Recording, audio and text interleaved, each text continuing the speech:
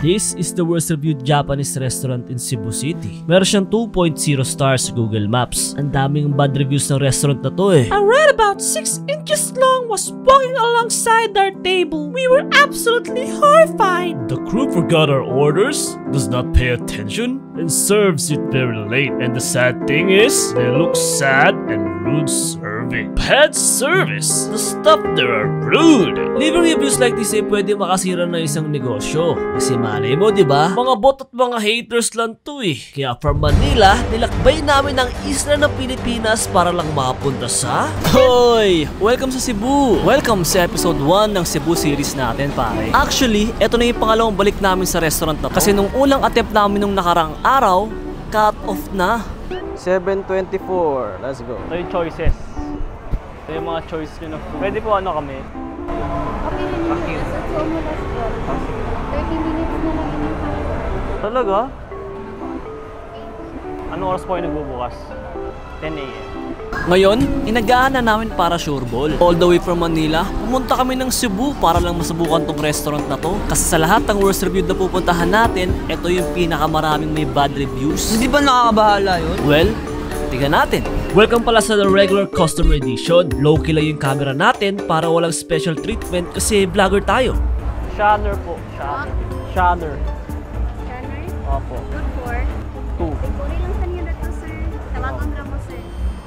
Isimulan na natin mag-timer. Tawagin natin tong Tagalog Moments. Hindi kami nakakaintindi ng lengguwahe nila dito. Kaya kung oo at hindi lang ang masasagot namin at hindi namin na-clarify, it's basically on us. While waiting, may napansin ako. Hindi ko alam kung fellow customers namin yung mga naghihintay sa waiting area. Kasi yung iba sa kanila, tulog. May nalimpungatan pa nga nung sinubukan namin makiupo. Pero since dahil before 6 PM nakapila na kami, hindi na din tumagal yung paghihintay namin. Shopper! Dab, tara. 8 minutes. 8 minutes. Yes po. First time. Directly on the table. Kamura mag-check sa order. Opo. Check lang for the meat, then write down quantity for the side dish. Number lang ang pinaka-ball. Okay po. Then write down lang table number na table 5. Avoid lang leftover whether na try lang. That goes in meat and side dish. Thank you. Thank you. Okay, nakapasok na kami. Hanip to si Dab. Mahuhuli pa kami sa ginagawa eh. Nakatutok yung cellphone. Hanip na yan. We're in the middle of the belly of the beast. Yes, ang dami nangyayari ngayon, pare. Kung before dinner kayo pupunta dito, kailangan nyo agaan kasi sobrang dami talagang tao. 8 minutes lang yung oras na hinintay namin para lang makapasok dito. Let's go!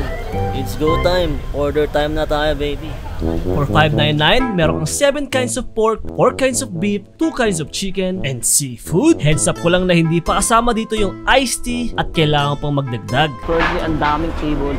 Maraming tables. Tapos napansin ko na konti lang yung staff. Nakikita ko lang ngayon ay 3 ang nasa front house. Ewan ko sa back of the house, marami sila. Ewan natin yun, brother. Order tayo. Yes, yes, yes. Order on the court. Ngayon matatandaan table number 5 natin. Salamat po. People are multitasking. Simulan na tayo sa timer natin kung gaano katagal yung serving time nila. Singit ko lang din na may kainitan yung table namin kahit katabi na namin yung aircon. Siguro ayaw mo din nakatabi mo yung pinagbabas out nila ng mga lalagyanan ng meats. Pero no choice kami since at that time, ayun lang yung table na available na pang 2 tao. Uy! There we go. Thank you po. Oh my goodness. Sa 8-minute mark, dumating na aming mga meats. Dito pala kami, katabi namin ng basurahan. Hell yeah! Sige po. Lagay nyo lang po dyan. Let's go. Ano yung mozzarella? Thank you. Salamat po. Thank you. Oh my goodness. Ba't ganito ka konti? First time ko makakita ng katasirli. Ito yung piso. Ganyang karami yung kimchi. At 11 minutes pare.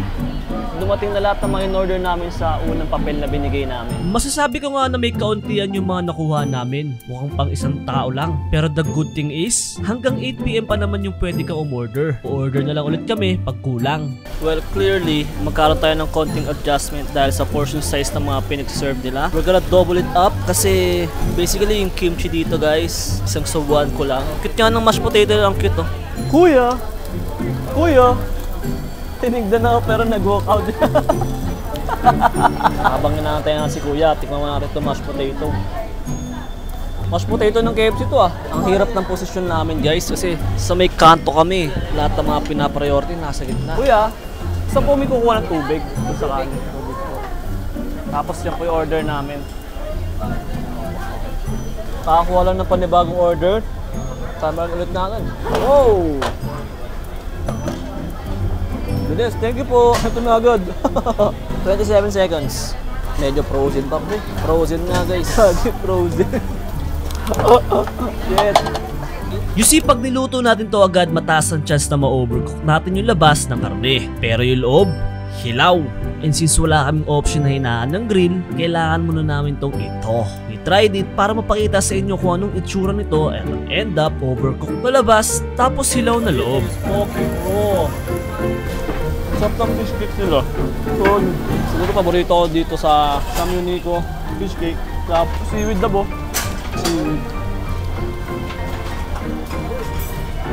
Seaweed. Sarap. May nag-review dito a few weeks ago at isa siyang foreigner.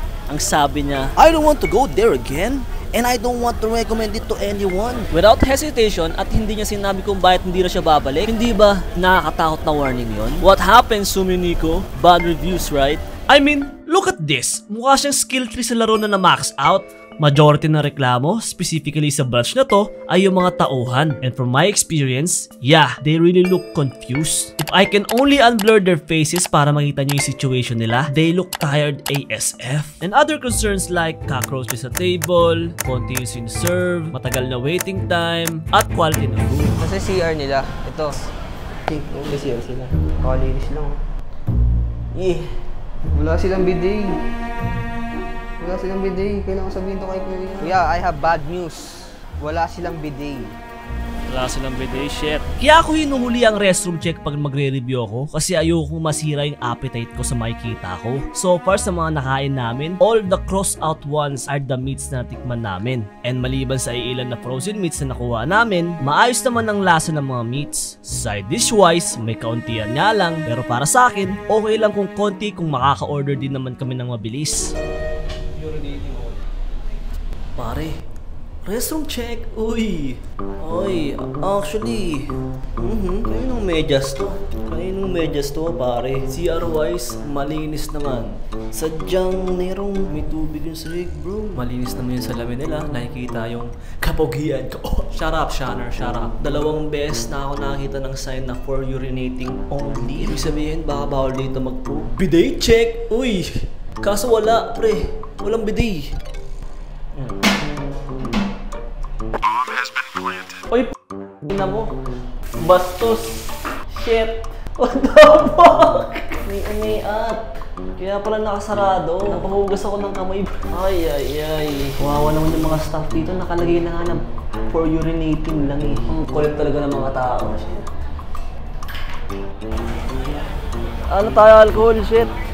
Come on guys, don't be like that. Bill out na din po. 1,525. Order pa mga team cuts, Kuya. Yes po.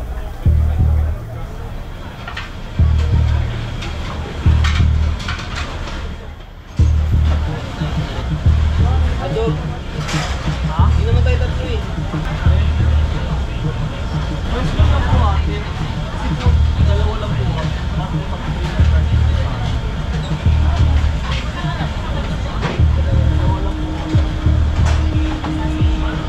So, nagkaroon ng problema. 3 yung na-punch nila na customer. Hindi ko rin na double check eh. Kasi akala ko baka kasi may na-order kami na beyond pa sa 599 na package. Yet, they are fixing it. Pinaasikasan nila currently. I-refund nila yung pera, which is good. So, Monico, nice one.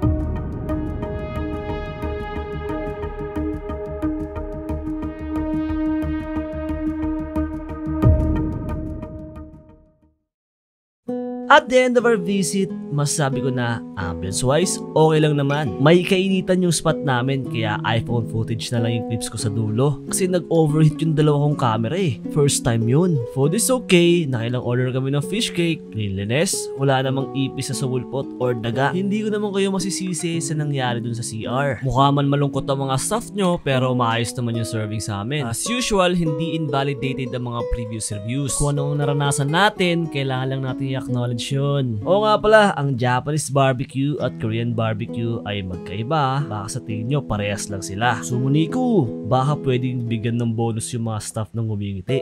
3 stars. And that is it for this video, pare. Maraming salamat sa panonood. And shoutout kay Angela Toledo at saka kay Luis Fernan Mariano. Every week meron dalawang subscriber na shoutout. All you need to do is comment down below, Shanner, the restaurant reviewer. Ano lang kasimple, bro. Don't forget to follow me on IG para updated ka sa mga behind the scenes ng vlogs natin. Doon ako nagkaroon ng mga sneak peeks sa mga upcoming contents natin. Stay safe and dry, guys. Alam kong lately binabagyo tayo, sunod-sunod na bagyo, pare. Pare, excited na ako sa second episode natin ng Cebu series, pare, kasi matutulog tayo sa pinaka luxury capsule pod ng Cebu. Ito, mag-edit na ako, guys. Bye bye.